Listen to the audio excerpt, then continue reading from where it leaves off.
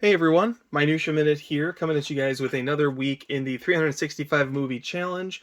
This week is going to be a pretty straightforward week.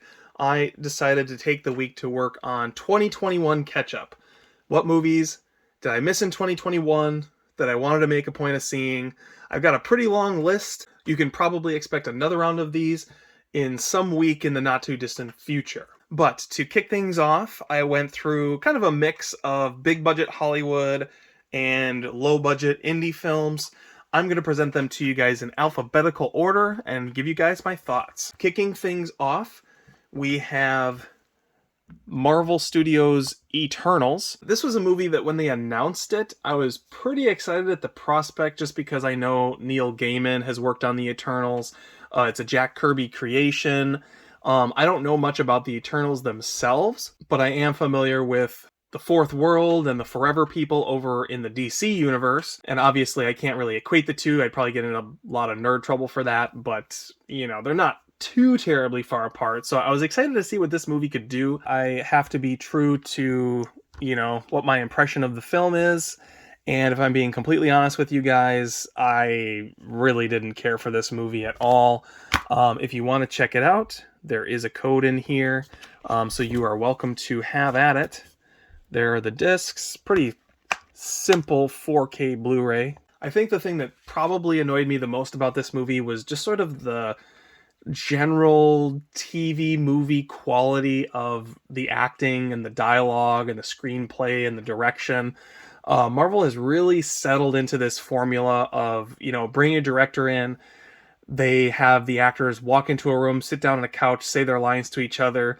Sometimes they inject humor, but it's always, just very on the nose and uncreative sort of comic relief. Meanwhile, someone is off on a computer banging away on, some over the top crazy CGI slugfest that they're going to inject into the end of the movie. And I felt like Eternals, even more so than Black Widow and Shang-Chi, just really wore that formula on its sleeve. I do want to give the movie some credit for going for, some kind of cool Jack Kirby imagery towards the end of the movie. The idea that, Tiamat is inside the Earth's core gestating and Earth is going to explode like an egg at the end of the movie is just a wonderful, fantastical comic book concept. But the thing about Jack Kirby is, something like that happened on every page of every comic book, right? Like, this movie spent 2.5 hours selling you on that idea, and then you get it at the end. Whereas Jack Kirby was just so much more unapologetic, and especially during his DC days where he could kind of do anything that he wanted, those books were just a mile a minute. And for this movie, it just felt a little bit like, too little too late. And to add insult to injury, there's this cynical, Marvel making a DC style movie. They reference DC comic book characters a bunch in this, and it's just sort of like this take on this is what we think DC fans want from a Marvel movie, but it didn't really address or solve any of the criticisms of, the DC films. It didn't engage with it. It just kind of cynically copied it, and I guess it's just better because Marvel's doing it. I just had a lot of difficulty understanding where the filmmakers were coming from with that angle that they kind of injected into this movie somewhat needlessly. So unfortunately, can't really recommend Eternals, but if you want to give it a watch, feel free to grab that digital code and give it a try. Let me know down in the comments what you thought of this movie. I would love to strike up a greater discussion about the film. All right, next up is a movie that it was deleted from Andrew Garfield week, but then I picked it up here because it is a 2021 film, and that is The Eyes of Tammy Faye. I have a limited knowledge base of Tammy Faye that really just boils down to sort of the cultural zeitgeist of, who she was in the 80s and 90s. I was born in 1985, so I really only caught the tail end of it, but I think even at my age, people have a general impression of, who she was or what she was like or what she symbolized. And so I was really curious to give this movie a try. Jessica Chastain, obviously, completely transforms in the role. Andrew Garfield, surprisingly does also. Garfield's someone who, just looks young. And so having him play someone that starts young, but then ultimately playing someone older towards the end of the movie, I felt like it was going to be a hard sell, but overall it was actually very convincing. If you want to find out, of course, here's another digital code for you guys. When I was looking at Andrew Garfield in old man makeup, it just seemed like a little bit of a weird casting choice until I started looking at the actual pictures of Jim Bakker and realized, my God, he looks exactly like Andrew Garfield. Even if he didn't look the part, which he does, Andrew Garfield does a great job selling that character and sort of the dramatic Shakespearean fall from grace that Jim Bakker and Tammy Faye Bakker, went on throughout the course of their career as televangelists. Made for a really interesting movie.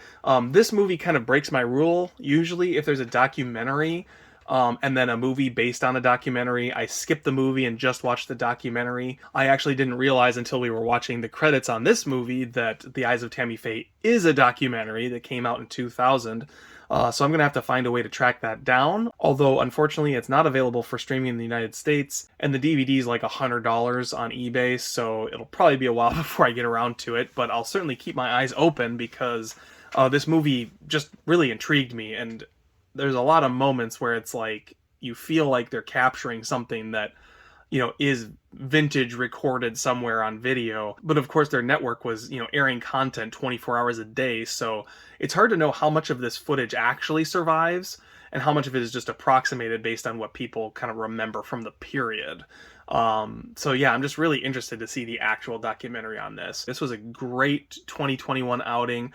Really bolstered by good performances. It's directed by Michael Showalter, who did The Big Sick and Hello, My Name is Doris. The thing that really impressed me about The Eyes of Tammy Faye is it made these characters very relatable without getting schmaltzy, which is something that director, for me, kind of dogs that territory a little too closely for my taste usually. He made them empathetic but not sympathetic, which is a tough thing to do convincingly, especially when you're dealing with people that, really destroyed people's lives over the course of the 70s and 80s. The next film I watched was The King's Man, which got really terrible reviews. I was reticent about seeing this one, but I really like Matthew Vaughn. I've watched all of his movies ever since Kick-Ass came out. Well, actually, no, since Layer Cake came out, because that was Matthew Vaughn as well, and I did see that before Kick-Ass, I'm pretty sure. Regardless, this has been the franchise for me that's like, the little franchise that could. And before I get too far, of course, another digital code for you guys. But the fact of the matter is, like, when The Kingsman came out, everyone expected it to be terrible. The release date got pushed back, and everyone just thought it was going to be a train wreck. And then it came out pretty great. Like, I really enjoy the first Kingsman movie. I love the irreverence of it, while simultaneously paying homage to, some of the greatest 60s James Bond spycraft tropes. And when Kingsman 2 came out, kind of a similar trajectory. It kind of got a lot of bad word of mouth early on, I feel like. And, I went to see that. And even though it wasn't as good as the first Kingsman, the absurdity of the whole thing was still kind of front and center. It was one of the first movies I saw Pedro Pascal in, who's an actor I really like. And so it just made for an entertaining time. Like, I was not disappointed in the second Kingsman movie, although I'll be the first to admit it's certainly not its strongest outing. And then The Kingsman kind of followed along a similar trajectory as the first Kingsman, where, largely because of COVID, it got pushed back, rearranged, and, took a really long time for this movie to come out. But finally, it's here. This is probably the first Matthew Vaughn movie I've watched and genuinely thought was bad, both from an enjoyment perspective and from just a quality of filmmaking perspective.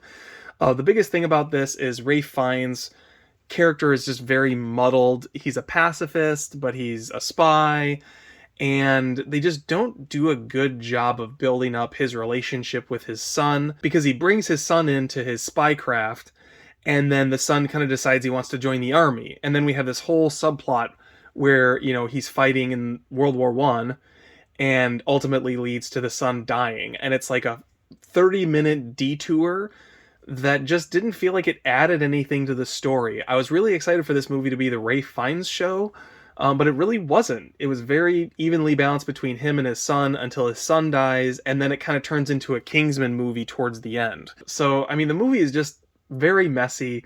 I enjoyed kind of the first half hour and the last half hour, and then the middle hour was just a very dull drag. I think Matthew Vaughn was trying too hard to, give this movie a little bit of a heart, by building this relationship with his son. The movie needs something like that to make it more than just, a schlock fest. But the way it's executed, it doesn't work, and it's not greater than the sum of its parts. So unfortunately, not the best outing for Matthew Vaughn.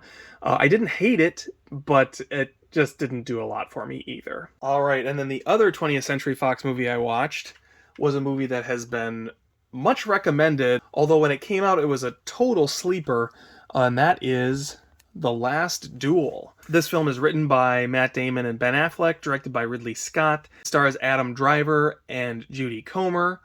And what a masterpiece of a movie. Like, I really, really liked this film. It's one of those where, the movie starts and you get your big medieval battle. And, done in glorious Ridley Scott fashion. And I remember thinking at the very beginning, like, man, I missed this. There's just something about Ridley Scott doing, films of a period that just is engaging in a certain way. And this movie has a great opening sequence that really sucks you into that classic Ridley Scott medieval action. But then the majority of the movie is built around kind of a Rashomon concept. We get multiple different perspectives of the events as they unfold. A feud between Adam Driver's character and Matt Damon's character over the potential rape of Matt Damon's wife, played by Judy Comer. And it's interesting because there's actually only a very narrow number of scenes that are interpreted differently depending on which character is telling the story. For the most part, we follow Matt Damon through his sequence of events, and then we switch to Adam Driver, and we see some of the same events from a different perspective, but mostly we're filling in gaps because Adam Driver is, not around Matt Damon for a lot of the movie. And so you're really getting a full-on different story that just happens to intersect with Matt Damon a couple of times, which really leads you to question, Matt Damon's perspective of himself. Because you're seeing Matt Damon from the outside and what other people think of him. And then by the time you get to Judy Comer, the movie's interesting because it almost feels like deleted scenes, because she's so minimally involved, being the woman at home, that she only catches glimpses of sort of the major events of the story, and largely it's just her, talking to her girlfriends and tending to the house and Matt Damon's character's mother and, things like that.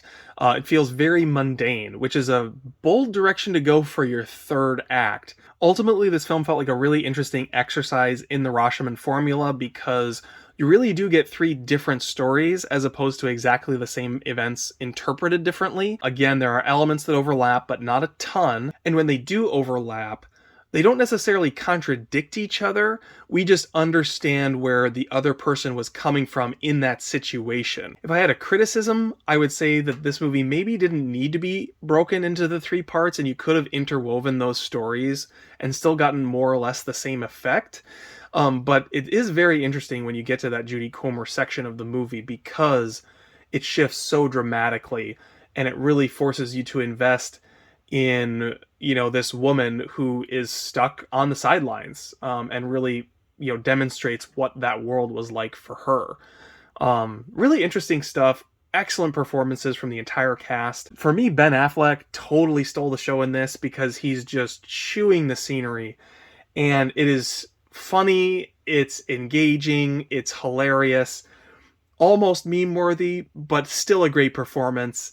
Overall, great outing from all of the actors, and direction, of course, being spot on from Ridley Scott. It's incredible to think that this dude is over 80 years old and he's doing some of his best work even to this day. Next up is a movie that I was really curious to see. It got good reviews, but not mind-blowing reviews, which this director usually, scores a 10 out of 10. So I wasn't quite sure what to expect from Last Night in Soho. The only thing I knew about it was this was Edgar Wright's take on a horror film, which I think is not accurate, but that was kind of how the movie was sold to me, whether it was in reviews or just people talking about the movie. This is really a noir film, with horror ghost story elements, but at its core, it really is a noir in my opinion. The story follows a young woman who wants to become a fashion designer and moves to London to follow her dream. She lives on a flat in downtown London, and ultimately, weird things start happening. To be honest, I don't want to say much more about the movie than that because, there's a question of, is what's going on really happening? Is it in her head? The movie will answer all of these questions for you, so I don't really want to spoil it beyond that. I thought this movie was excellent, very underrated based on what I've heard other people saying about it. It's certainly not my favorite Edgar Wright movie, but it is a damn good one. This movie engages with gender politics in a way that's interesting, but doesn't hit you over the head with it. It really looks at the issues in a dynamic way that is very engaging and thought-provoking. And visually, this film is absolutely top-notch. Beautiful, neon, neo-noir, set in the 50s and 60s. Definitely a movie well worth a 4K if you're able to watch the movie in 4K. Go check it out. It's a really solid movie. Don't expect the lightheartedness of Baby Driver or the quirky personality of an Edgar Wright Simon Pegg team up. This movie is played much more straight. And doesn't have all the flashy camera angles and whip pans and sound effects that you've seen in earlier Edgar Wright films. And the fact that he's straying away from it a little bit here, but still telling his story very effectively, to me shows growth in the filmmaker. Because I really don't think, this ghost story is appropriate to tackle in the way you would tackle a Shaun of the Dead or, a Baby Driver. And I really like that he recognized that and, approach the material a little bit differently while still feeling very much couched in the Edgar Wright visual audio aesthetic. All right, following up last night in Soho, I watched Saint Maud. And Saint Maud is a movie that I actually watched it the same day I watched Tammy, Faye, which in my opinion made for a fantastic double feature. I would really recommend you do that if you get the chance. Which you might, because this movie actually does have a digital copy for some lucky soul to go ahead and grab. So Saint Maud, interesting movie, to say the least. Let me just say off the bat, this is a very solid movie. I liked it a lot. Would it be in my top 10 movies of 2021? To be honest, I'd have to say no. That's not to say that this movie wasn't excellent. And I think part of it might just be the subject matter, because for me, you have a religious fanatic and it's about their rapture and, the delusion of fanaticism. All those concepts are interesting, but they're also, stories I tend to gravitate away from just because I feel like the book's been written on these things already.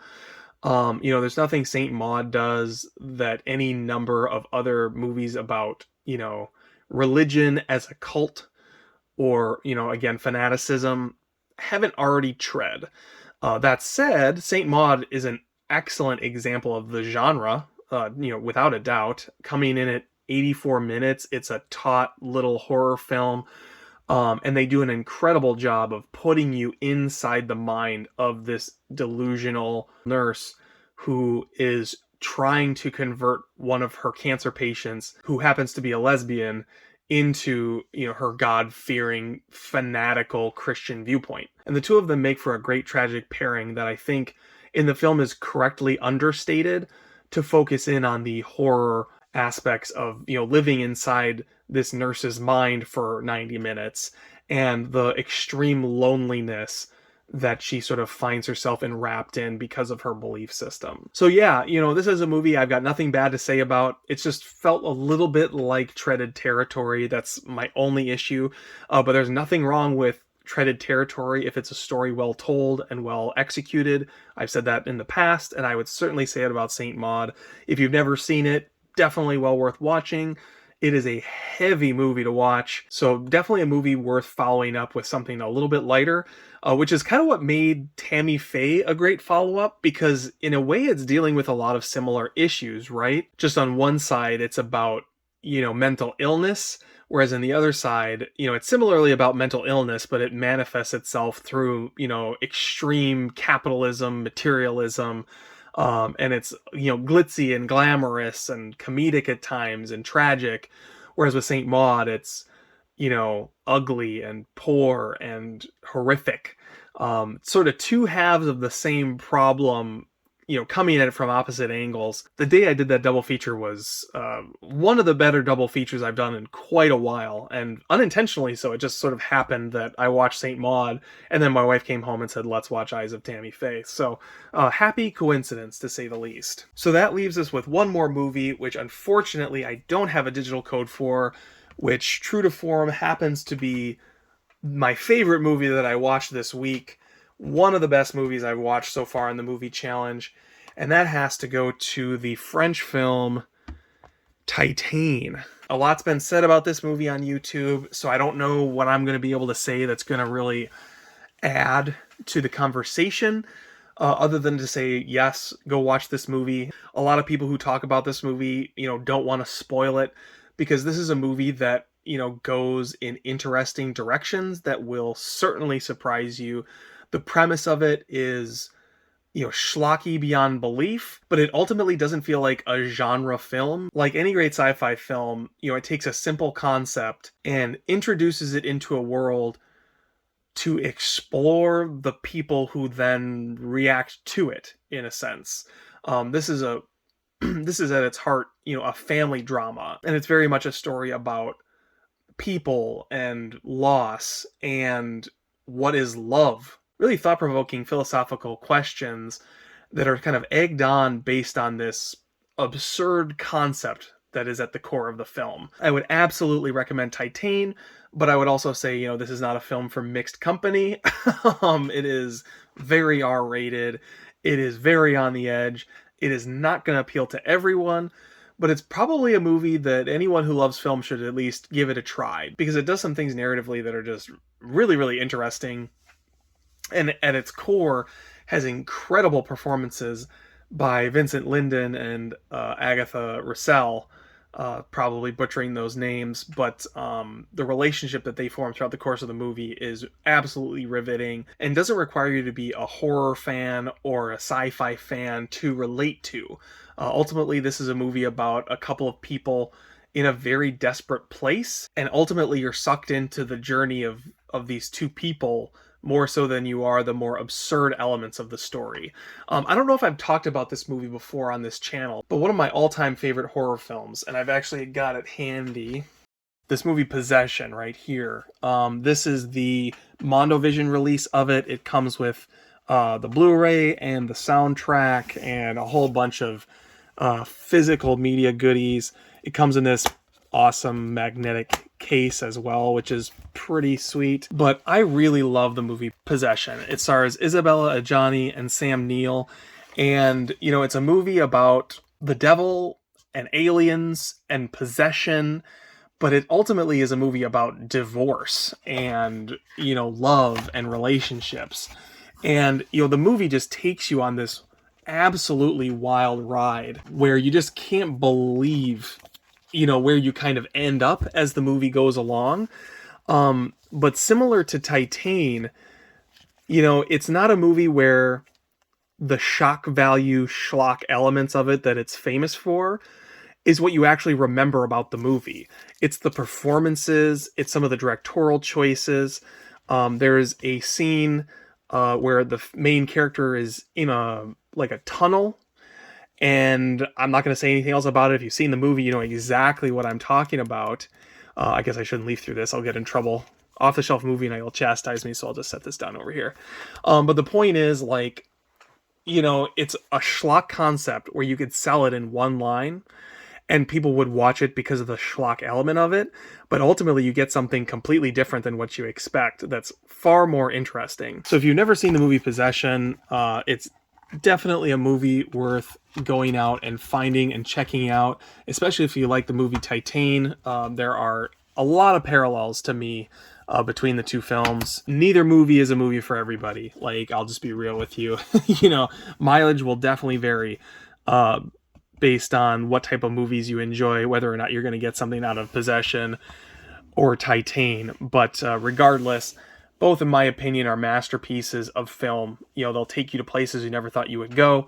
They're engaging in ways that you never expected. They're surprising. They're interesting.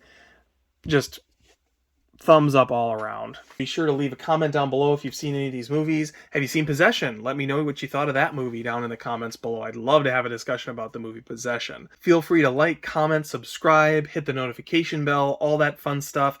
I hope you guys have a great week in movies, and thanks for watching.